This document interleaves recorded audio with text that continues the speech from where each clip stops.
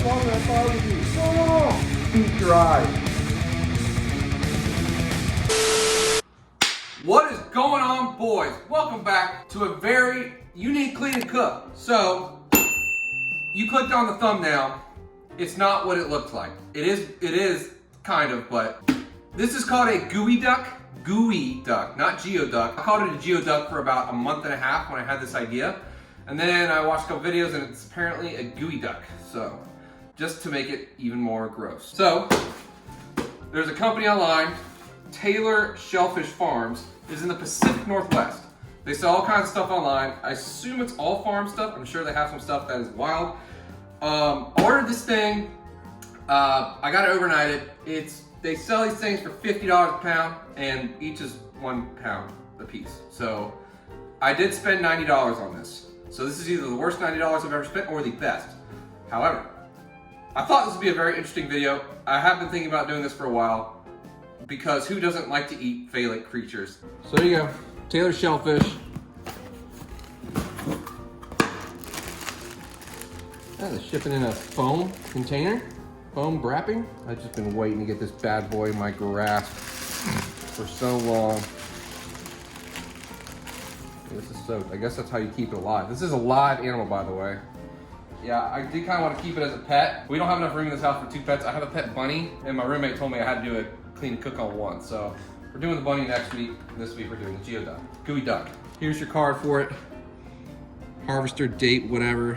So Washington State, West Key Peninsula. Yeah, it's kind of standard issue when you buy oysters, shellfish, whatnot, because they're like super legal to keep. Here you go.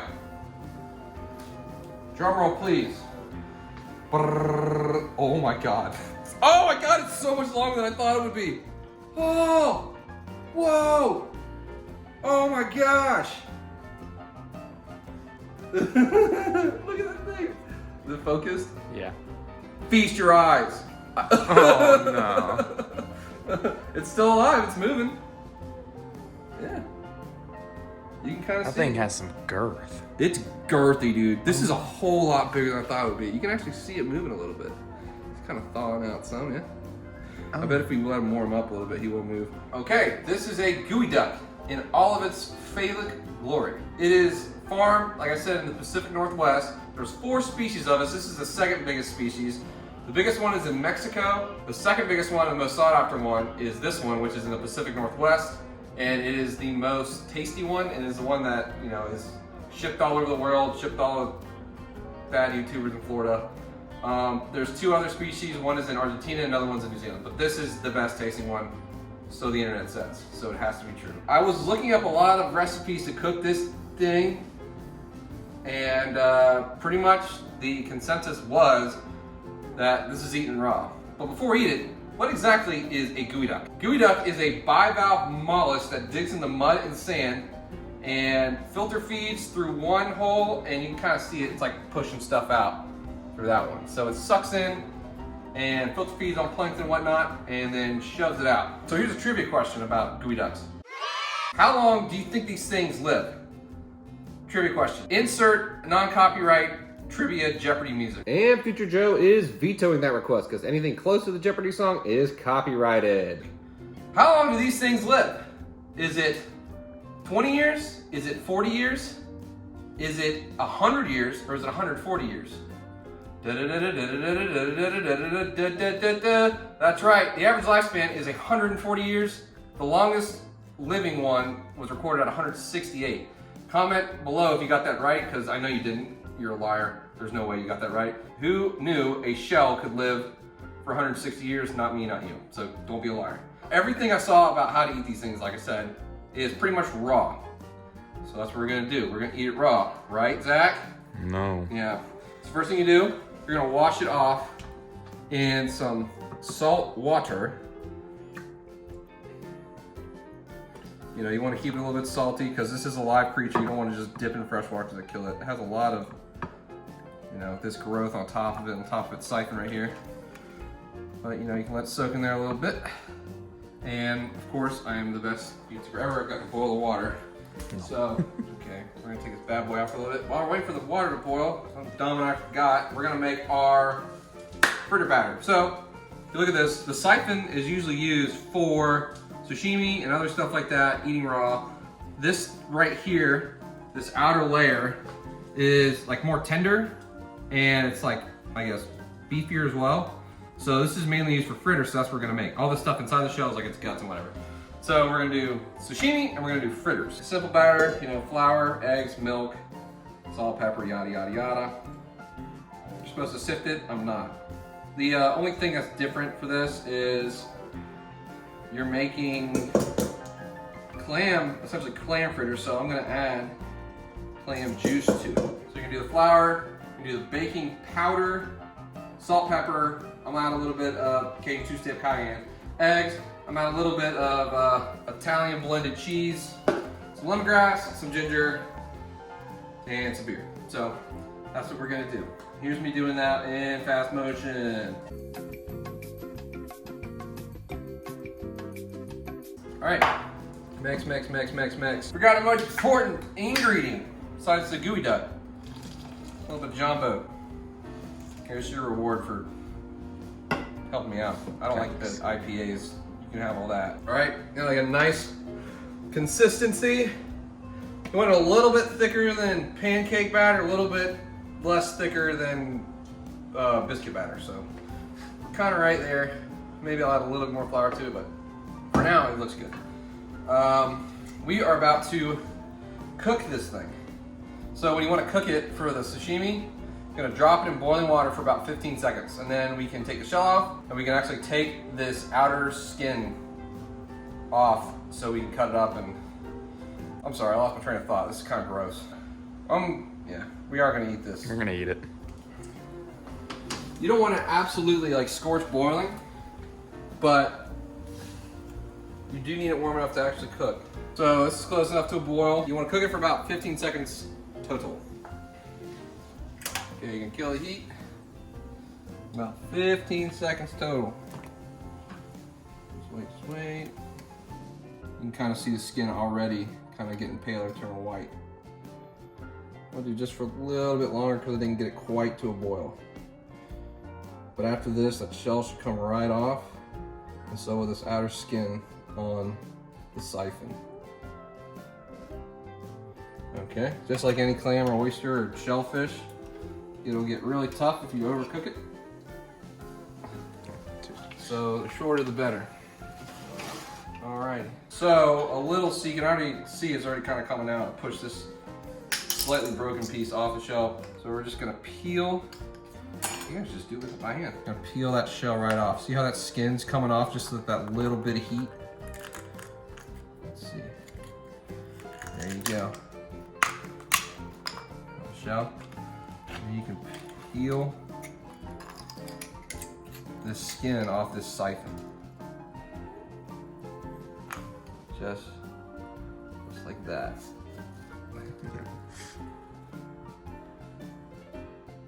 Boom. Now this shows how long this siphon is and how deep they can go underwater, you know? So it's all the way stretched out. You know, this can go, 2 feet under the mud and still breathe. The longest that these things typically get on a 10 pounder, this is a 1 pounder. When they get up to 10 pounds, the shell is about 10 inches long, and this is about 3.5 feet long. So it just shows how gigantic these things can get. That's how they breathe. So they can dig way down deep into the mud. But we can discard this and continue to peel back the shell. So tear it all the way off. There we go. So as you can see right here, this is all its innards. This is stuff you don't need or you don't want, so you can remove all that. A little piece of shell left. And get rid of all of this. There you go. There's a semi-cleaned and cooked phallic mollusk right there. Okay, so what you can do to kind of clean this up and just make it a little bit more appetizing, I saw on the internet that you can take some salt, and that, and just kind of give it like a little salt bath. Something you can do that I saw on the internet to clean this up, just to make it a little bit more appetizing looking, is you can take some salt and just do like a little salt rub on it. And it should kind of clean it up just a little bit. You can kind of see the color changing already. Oh, clean it up pretty good. Rinse it off in your salt water. And we are going to prep it for sashimi. Okay, so to really properly clean this thing, you're going to split it right down the middle, just like on that line. You're going to follow that line the whole way down. Just like that. Open right up.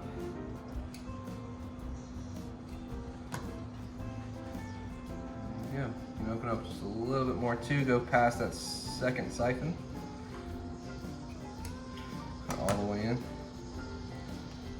Like that. You can actually, I got to clean it out a little bit more. You can see that's all that mud that it was sucking in on the form there. It goes through here and it comes around, goes down this tube, comes around, comes out this tube. Pretty interesting. And like I said, this thing is typically eaten as sashimi. 90% of what it's eaten as is raw. We're just gonna lay it out. As you see, it's still curling up just a little bit. Fresh. Just lay it right out. And the way you want to eat this is with some soy sauce, some olive oil, and a little bit of salt and pepper. But we're gonna skip the salt and pepper because I think it's gonna be salty enough. A little bit of soy sauce, and just a little bit of olive oil.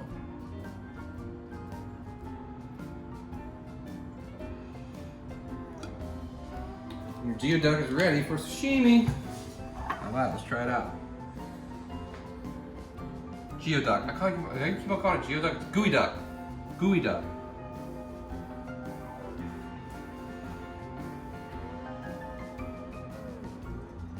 That's actually really good. I'm not kidding.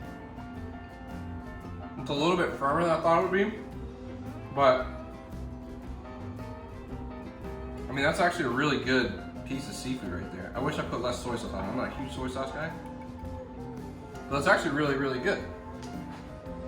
It's got a very mild flavor to it. You wouldn't expect that. You expect it to be kind of like salty or dirty tasting, but not it.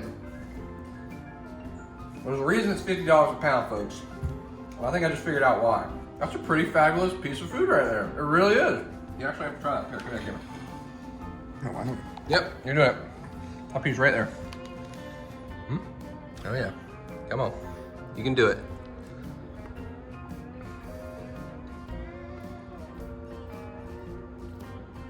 It's actually pretty good, surprisingly. So there you have it, raw gooey duck. Actually pretty good. Pretty dang good right there. So what I'm gonna do with the rest of this is I'm going to, chunk it up into little pieces, and I'm gonna put it in that batter to make Geoduck fritters. So what we just kind of discussed is that this kind of, in a way, tastes like oysters, but just like a different texture. It definitely has a lot of that oyster flavor, but it's just so different in terms of what it feels like in your mouth. I'm not saying that because it's a phallic thing, but honestly, it has a lot of similarity to oysters and how they taste. They actually have a really good aftertaste too, surprisingly. Actually, not bad aftertaste. It's really, honestly, I think it tastes a little bit better than raw oysters. It really does.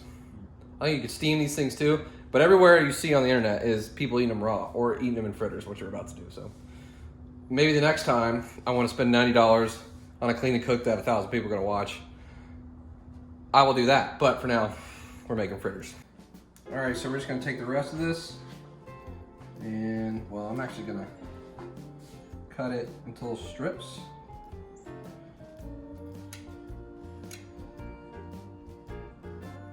Like I said, you tell it's fresh if it's curling up. Pieces are curling up like crazy. Chop them up into little teeny bite-sized pieces that we can stir into that batter.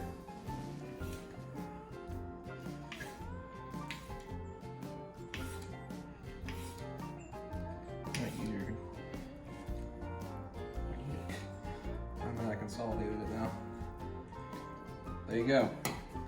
There are your chunks. You're just gonna add them into your batter. I'm making 2 batches of batter because I'm gonna eat the rest of this later. We don't have time today because it's Super Wild Card Weekend. Woo! Yep. And just kind of stir it in. These are actually gonna be really beefy fritters.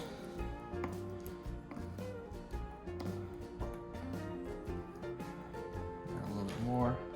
Looks like clam chowder. Yeah, it kind of does, doesn't it? Really thick clam chowder.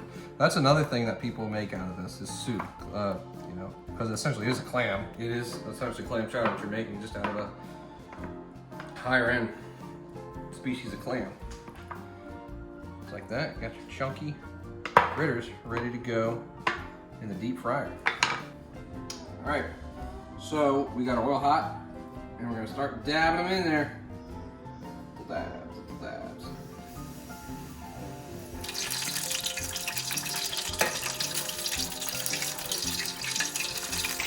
Alrighty.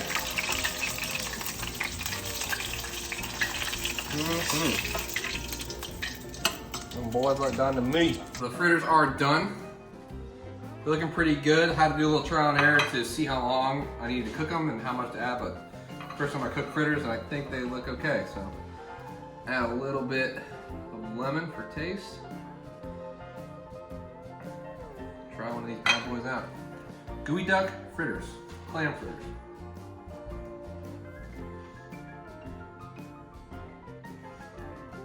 They're a lot better than I expected. They are missing some ingredients. Kind of wish I put corn in them, just kind of like a, you know, most fritters have, but nonetheless. It's actually a pretty good fritter. So you open it up right here.